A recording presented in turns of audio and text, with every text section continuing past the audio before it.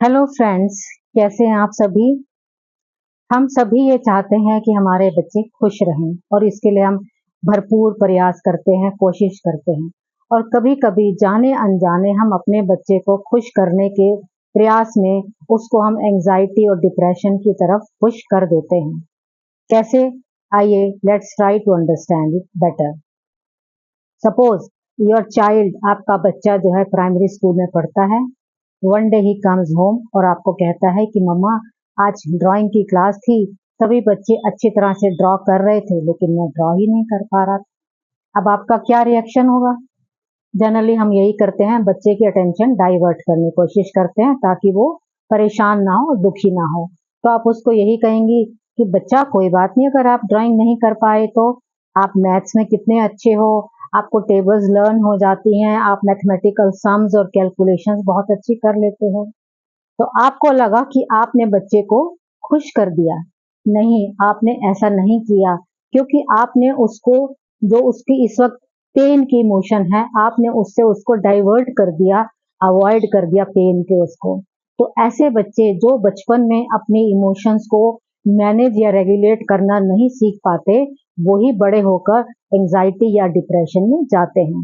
अब यही बच्चा जब एडल्ट बनेगा और अगर सपोज उसकी जॉब प्लेसमेंट ना हो पाए और वो आकर आपको कहे कि मम्मा सबकी प्लेसमेंट हो रही है, मेरी ही जॉब क्यों नहीं लग पा रही है, तब आप क्या कहेंगी?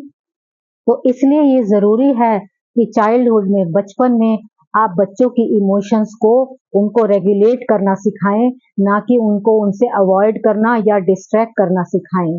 ऐसे में जब बच्चा आपको आकर कहता है कि वो ड्राइंग नहीं कर पा रहा है, तो आप उसको कहना चाहिए, ओहो बच्चे, ये तो बड़ी अच्छी बात नहीं है कि आप ड्राइंग नहीं कर पा रहे हो, पर कोई बात नहीं, इट्स पेनफुल फॉर यू, आपके लिए ये दुख की बात है, मैं समझती हूँ और मुझे भी इसके लिए दुख है। अब इसका क्या होगा कि बच्चा ये समझेगा कि उसके दुख के कारण आप भी दुख में हैं, आप भी दुखी हैं। तो वो अपने इस इमोशंस को, अपने जो ये इस इमोशन का इस वक्त नाम है पेन, वो अपने इस पेन में जाएगा, इसको महसूस करेगा, अनकंफर्टेबल होगा, सैड होगा। होने दीजिए, let him be sad, let him be uncomfortable for some time. क्योंकि जब वो इससे बाहर आएगा, इस सब से गुजर के, तो वो ज्यादा स्ट्रांग होगा। वो पहले खुद को बैलेंस करेगा, अपनी इमोशंस को बैलेंस करेगा और उसके बाद वो आपको भी बैलेंस करेगा कि आप उसके कारण पेन में हैं। तो इस तरह से ये बच्चे जो हैं, जो बचपन में ही अपनी इमोशंस को रेगुलेट करना सीख लेते हैं, वो बड़े होकर एडल्ट बनकर कभी भी किसी भी तरह के एंजाइटी या डिप्रेशन का शिकार नहीं होते।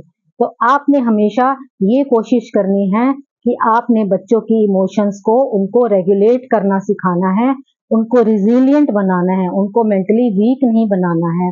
You have to give preference to resilience over happiness.